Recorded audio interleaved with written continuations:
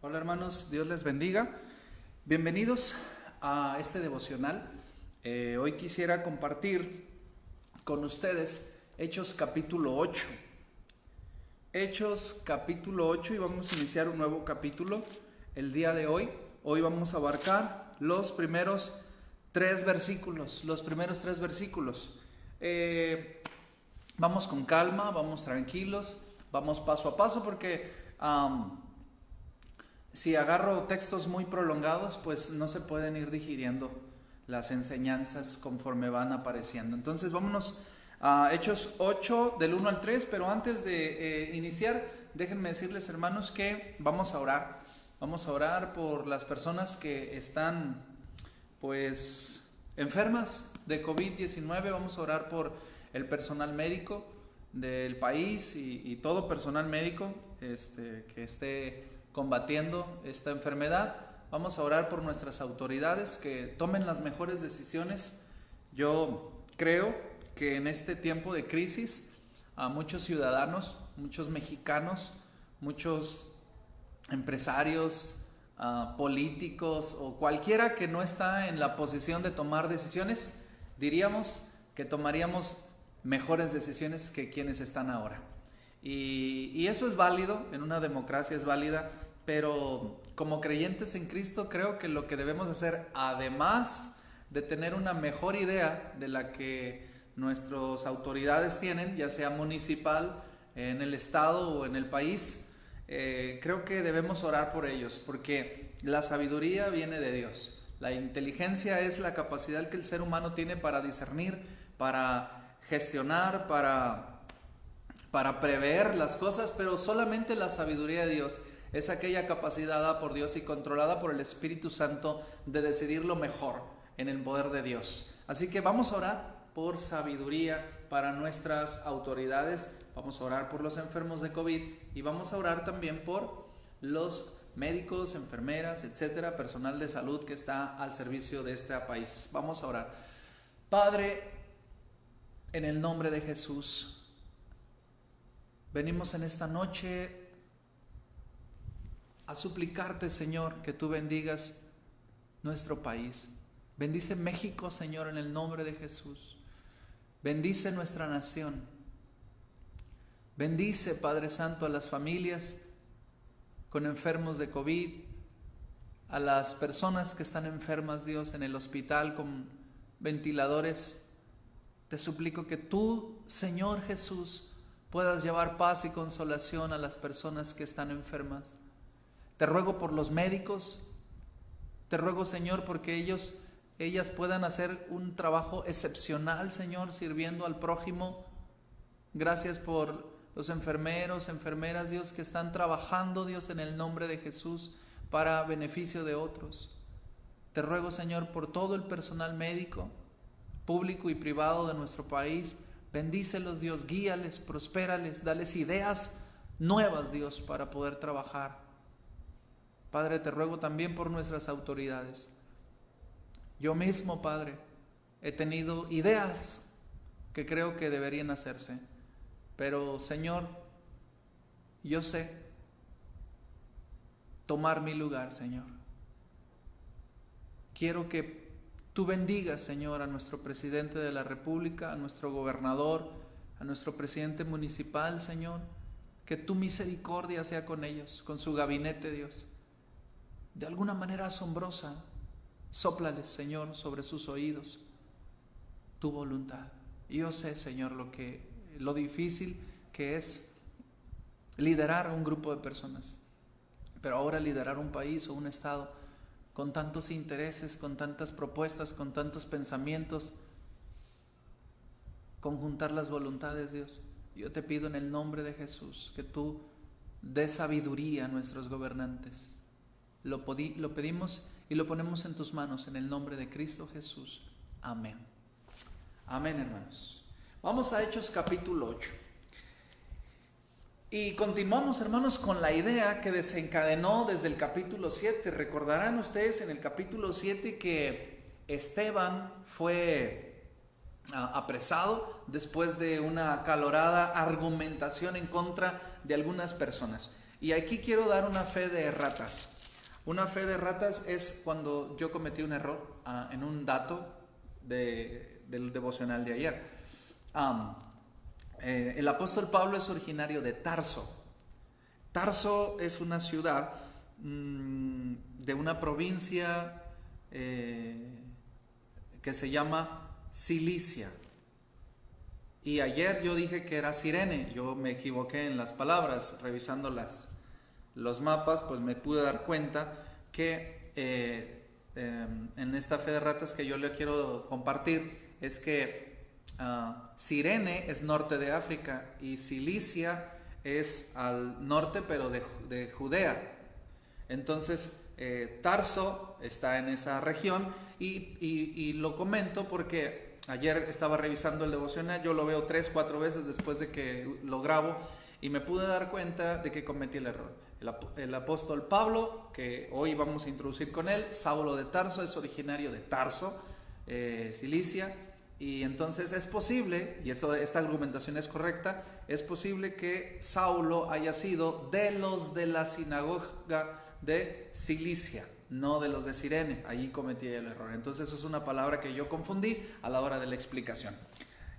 Dicho esto, hermanos, dice la palabra del Señor en Hechos capítulo 8 y versículo 1. Y Saulo consentía en su muerte. ¿En la muerte de quién? Recuerden que venimos de la argumentación de la muerte de Esteban. Dice, y Saulo consentía en su muerte. En aquel día hubo una gran persecución contra la iglesia que estaba en Jerusalén. Y todos fueron esparcidos por la tierra de Judea y de Samaria, salvo los apóstoles. Y hombres piadosos llevaron a enterrar a Esteban e hicieron gran llanto por él. Y Saulo asolaba a la iglesia y entrando casa por casa, arrastraba a hombres y mujeres y los entregaba a la cárcel. Esta es nuestra porción del día de hoy. Vamos con las enseñanzas. Saulo, aprendiz, como ya lo hemos dado esta introducción, aprendiz de un judío prominente, de un maestro, doctor de la ley, que anteriores devocionales, en el capítulo, si no mal recuerdo, 6, tuvo un comentario bastante sabio. Él dijo, bueno, si no van a poder parar este movimiento porque se levantó Teudas y se acabó Teudas y se acabó su movimiento. Se levantó Judas y no el Iscariote, no recuerdo el apelativo que le dan a Judas, pero se levantó Judas y murió Judas y se acabó su movimiento. Bueno, murió Jesús y estos siguen hablando. No sea que nos encontremos yendo en contra de la voluntad de Dios. Y entonces este rabino icónico dentro de la cultura judía es el maestro de Saulo de Tarso. Y parece que el día de ayer todavía comentábamos que las ropas de Esteban fueron puestas a los pies de Saulo y pareciera ser una acción cultural de que Saulo estaba autorizando o estaba dando cabida o dando entrada o dando arranque a la lapidación de Esteban. Y luego dice la palabra en el versículo 1, capítulo 8, y Saulo consentía en su muerte. Y esto nos hace pensar que verdaderamente Saulo estaba consintiendo y autorizando la muerte de Esteban. Saulo, mis amados hermanos, se va a convertir en el gran apóstol Pablo. Y aquí es la segunda ocasión que aparece y ahora parece que el libro de los Hechos le va a dar cada vez más una importancia a Saulo. Dice, en aquel día hubo una gran persecución. ¿Se acuerdan que les había comentado el día de ayer que la persecución que se desata contra la iglesia es como para sacarla de la comodidad? Sacarla. Miren lo que está pasando aquí. Dice, en aquel día hubo una gran persecución contra la iglesia que estaba ¿en dónde creen? En Jerusalén. Y luego dice, y todos fueron esparcidos por las tierras de Judea y de Samaria. Si usted recuerda Hechos capítulo 1 y versículo 8 dice, y me seréis testigos en Jerusalén, en Judea, en Samaria y hasta lo último de la tierra. Y parece que estos son círculos concéntricos, ¿no? O sea, el ministerio de la iglesia debía empezar por lo más corto, por lo más cercano, Jerusalén. Y luego Jerusalén es una ciudad en la provincia de Judea. Judea, deben recordar que Judea está al sur de lo que hoy es Israel. Recuerdan que el reino se dividió, el reino del norte y el reino del sur. Jerusalén quedó en el reino del sur, Judea quedó en el reino del sur, por eso le llaman judíos. Entonces estos hombres habitaban en Jerusalén, Judea. Samaria era fuera de las fronteras de Judea. De hecho, no sé si ustedes han leído el Nuevo Testamento habla acerca de los samaritanos. Los samaritanos eran personas, pues hasta cierto punto no deseables para los judíos, porque parece que provenían de una línea de la familia fuera de la, entrecomillado, desde la perspectiva judía, de la voluntad de Dios. Los samaritanos, que eran más como hacia el noreste de Judea, noreste, así, los samaritanos. Bueno, Samaria. Y luego dice, hasta lo último de la tierra. Pudo haber mencionado, las provincias más lejanas, pero aquí hay algo interesante. Hechos 1:8 dice, y me serán testigos entre los judíos, los que están arraigados dentro de la fe judía, los de Judea, es decir, las personas seguidoras de la religión, pero que no comparten liderazgo, que no comparten ninguna manera de decisión con respecto de la fe judía. Y Samaria, con los no deseados. No sé, incluso, ¿se acuerda usted de esa parábola, de esa parábola que contó Jesús de el buen samaritano? Que pasó un sacerdote y no le hizo caso al que habían golpeado, pasó a un levita, no le hizo caso al hombre que habían golpeado, pero pasó un samaritano, una persona que ellos despreciaban, una persona que para ellos no figuraba dentro del mapa espiritual y religioso de la época. Y este fue el que levantó, y ahí es donde Jesús enseña la gran verdad de quién es tu prójimo, porque es la respuesta que dio Jesús a la pregunta, ¿y quién es mi prójimo? Jesús cuenta la parábola del buen samaritano. Y hasta lo último de la tierra. Este es Hechos 1:8 y parece que se está cumpliendo en Hechos 8:1. ¿Lo notó? Hechos 1:8, y me serán testigos en Jerusalén, en Jerusalén, en Judea, en Samaria y hasta lo último de la tierra. Pero Hechos 8:1 dice, y Saulo consentía en su muerte. Y luego dice, en aquella ocasión hubo una gran persecución contra la iglesia que estaba en Jerusalén. Y todos fueron esparcidos por tierras de Judea y de Samaria. La iglesia se había acomodado, la iglesia estaba cómoda, las cosas nos están saliendo bien, tenemos ciertos conflictos con el templo judío, pero nos reunimos en el pórtico de Salomón, no hay ningún problema. Nos podemos reunir en las casas, ya tenemos nuestro reino de Dios instalado. Y Judea es testificada.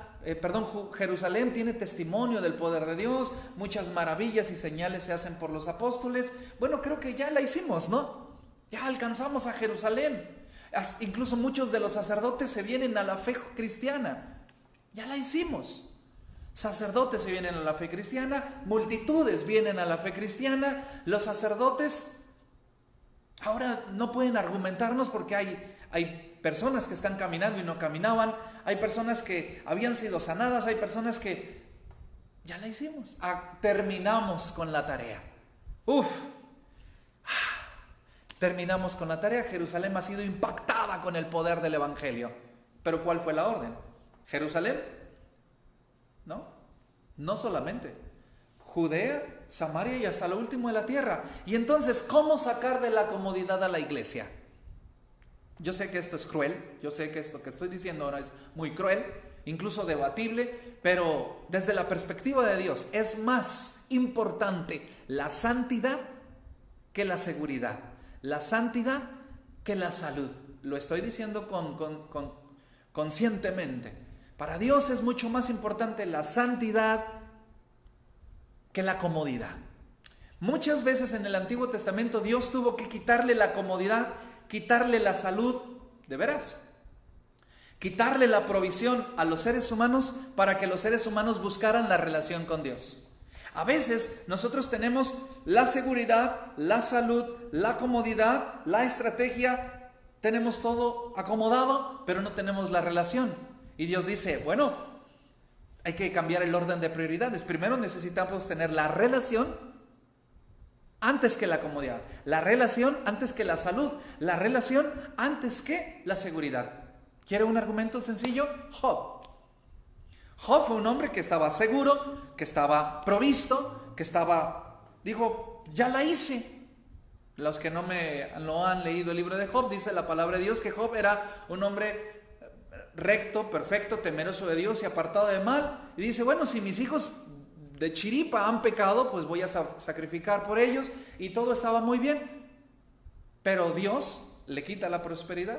Dios, por medio de Satanás, deben leer el libro, le quita la prosperidad, le quita la seguridad, le quita la salud, le quita la familia, para llevarlo a un texto emblemático y hermoso que yo compartí con los jóvenes de la unión de jóvenes de nuestra iglesia hace algunos sábados, si no fue el sábado pasado. Les dije, de oídas te había oído, pero ahora mis ojos te ven. Y como ese ejemplo puedo darte muchos más. Dios siempre está más interesado en el cumplimiento de la promesa, en el recibimiento de la promesa, es decir, en la salvación y en la santidad, que en la comodidad, en la seguridad y en la bonanza. Y a veces Dios no las tiene que quitar. Y un texto que es aval de esto es Hechos 8:1. Y Saulo consentía en su muerte. ¿Qué detonó la muerte de Esteban? El debate con los diferentes judíos de las sinagogas. ¿Qué detonó la persecución, la huida, la salida de la iglesia? La muerte de Esteban. Pero vea algo que dice el el capítulo 8, versículo 1. Al final dice, salvo los apóstoles.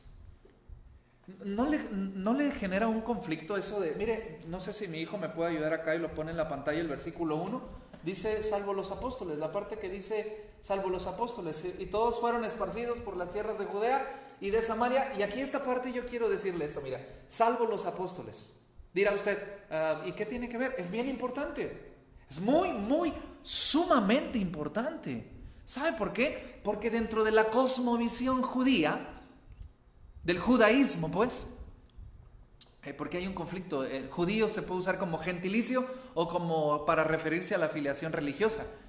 Judío, la cosmovisión judía religiosa, pues posicionaba la autoridad, posicionaba la revelación, posicionaba el quehacer espiritual solamente en los sacerdotes, solamente en los levitas, solamente en los rabinos, solamente en un grupo de personas muy selecto. Y los demás, los del pueblo, los de a pie, no podían más que ofrecer el sacrificio, dar la ofrenda, dar el diezmo, dar y que ellos se encarguen. Y había una línea marcadísima de lo que era el clero y el laicado, es decir, los sagrados, los consagrados, los autorizados, a los que les llega la revelación, los que pueden ofrecer sacrificio y los que no. Los que tenemos que llevarles a ellos para que ofrezcan sacrificio, los que tenemos que llevarles a ellos para que ellos hagan las oraciones, los que tenemos que llevarles a ellos, y la línea estaba súper marcadísima. Pero no es así en la iglesia. ¿Sabe por qué? Mire lo que dice aquí. O sea, la iglesia fue esparcida. La iglesia fue esparcida. Pero mire lo que dice aquí. Sin el liderazgo. Sin el liderazgo. ¿Qué podían hacer? Ovejas sin pastor. ¿Qué podían hacer? Correr despavoridos. Ya no está Pedro, ya no está Jacobo, ya no están los discípulos. ¿Qué hacemos? Nos corrieron. Muerto Esteban, hubo una persecución, y dice la palabra del Señor que Saulo entraba a las casas. ¿Te imaginas aquella violencia? ¡Pum! Pateaba la puerta. ¿Dónde están los cristianos? Y ¡pum! Los agarraba y los arrastraba, y en peñones los golpeaba. ¿Y qué hizo la gente? Algunos recibieron el maltrato, algunos recibieron la muerte, los juicios injustos, pero otros dijeron, agarraron la olla, agarraron en anafre, perdón por la contextualización mexicana, agarraron al niño, agarraron una muda de ropa y dejaron las tierras, dejaron la casa, dejaron la parcela, dejaron el pozo de agua, dejaron la cosecha y salieron despavoridos. En lugar de negar la fe, no, yo a ellos ni los conozco. Ah, bueno, entonces ahí está tu parcela, ahí está tu pozo de agua, ahí están tus hijos. Vente a la sinagoga. No hicieron eso. Hubo un momento en el que ellos tenían que declarar, ¿por qué me haces esto? porque eres seguidor del Cristo, del Mesías o del Jesús Nazareno. Y ellos que decían, sí, sí, pues órale, va. Y la violencia venía sobre de ellos. Y algunos escuchaban, agarraron al hermano tal, agarraron al hermano, mira, van arrastrando a la hermana tal, vámonos. Y agarraron las cosas y huyeron, sin el liderazgo, sin los apóstoles, sin la didaché, que es el documento que estaban elaborando, sin el hombre cuya sombra, entrecomillado y ya discutido en anteriores devocionales, sanaba a los enfermos, salvo los apóstoles. Y aquí quiero decir una cosa, ¿por qué Dios permitió que la iglesia fuera dispersada y el liderazgo no? Dios les quería enseñar una cosa, ustedes son ahora mi pueblo de sacerdotes. ¿Qué es lo que dice el mismo apóstol Pedro? En su carta, hasta una canción hemos hecho de ese texto, para mostrar las virtudes de aquel, ¿se acuerda? Que nos llamó de tinieblas a luz. ¿Está haciendo memoria? Admirable, somos los hijos de luz o de Dios, algunas otras versiones. Pero ahí dice el apóstol Pablo, somos sacerdocio santo. Sacerdocio, nación santa, pueblo adquirido por Dios. Y aquí es la viva imagen de esa revelación. Quizá en este momento histórico Pedro no lo entendía, pero cuando él escribe su carta y dice nación santa, real sacerdocio, y aquí están los sacerdotes huyendo para compartir el evangelio en Samaria, en Judea y hasta lo último de la tierra. Mire lo que está pasando aquí. Versículo número 2. Hombres piadosos llevaron a enterrar a Esteban e hicieron gran llanto por él. El primer mártir de la iglesia cristiana, el primer mártir del cristianismo, hombres piadosos hicieron gran llanto por él. No sabemos la afiliación religiosa de estos hombres piadosos. Pudieron haber sido dentro de los mismos judíos, pudieron haber sido también cristianos, pero siempre expuestos a la persecución. Versículo número 3. Y Saulo asolaba la iglesia y entrando casa por casa, arrastraba a hombres y mujeres y los entregaba a la cárcel o en la cárcel. La persecución de la iglesia. Para mí, mis amados hermanos, Hechos 1:8 es el cumplimiento de Hechos 1:8. Lo voy a volver a repetir porque no sé si me perdí. Después en la repetición lo veo, pero dice Hechos 8:1 es el cumplimiento, forzado de Hechos 1:8. La iglesia había impactado Jerusalén, pero Judea moría, Samaria moría y el fin de la tierra moría. Y el mensaje del evangelio estaba capturado, secuestrado solamente en Judea. Hasta la muerte de Esteban es donde sucede el esparcimiento. Es donde sucede que la gente sale despavorida. Sí, entiendo lo cruel de mi comentario. Quizá por violencia, quizá por razones no deseables. Pero a veces Dios usa ese tipo de razones y ese tipo de maneras. Y ayer hice un análisis y hoy se lo vuelvo a plantear. ¿Será COVID-19 y los conflictos económicos, sociales y políticos que se nos avecinan algún mensaje para la iglesia? ¿Algo nos querrá decir el Señor? ¿No se parecerá un poco lo que estamos viviendo a lo que vivió la iglesia después de 8:1 y los subsiguientes versículos? Durante el día de mañana vamos a ver cómo esta iglesia es testigo también en aquellos lugares, sin la necesidad de que los apóstoles... Y aquí quiero hacer un llamado a tres enseñanzas. Número 1, miren lo que dice la palabra. Saulo consentía en su muerte. Primera enseñanza: Dios siempre tiene un plan. Dios tiene un plan. Y el plan de Dios es la salvación de los perdidos y la madurez de los salvados. Y quiere que tú te incluyas a ese gran plan suyo. Voy a terminar con esto, en este punto número 1. A veces se nos ha dicho, Dios tiene un plan para ti, Dios tiene un plan para ti, Dios tiene un plan para ti, Dios tiene un plan para ti. Como si en el cielo se confeccionaran planes a la medida de las necesidades o capacidades de los seres humanos. Yo quiero plantearte una cosa que no es mi enseñanza, yo la aprendí en un libro precioso que escribió el autor Blackaby, que es Mi experiencia con Dios. Él me enseñó, la Biblia me enseñó, porque después me encargué a estudiar, y es cierto, Dios tiene un solo único plan, y gran plan, y espera que unas tu vida a ese gran plan suyo. Y aquí lo estoy viendo. Saulo tenía un plan: arrastrar a la gente y ser celosamente fariseo. Pero Dios tenía otro plan y lo reclutó para ese gran plan suyo. Primera enseñanza: únete al plan de Dios. Segunda enseñanza: dice la palabra del Señor que hubo gran persecución y que ahora sí la iglesia era testigo en Judea y en Samaria. Segunda enseñanza: Dios en ocasiones hace cosas incomprensibles para sacarte de tu comodidad y llevarte al ministerio.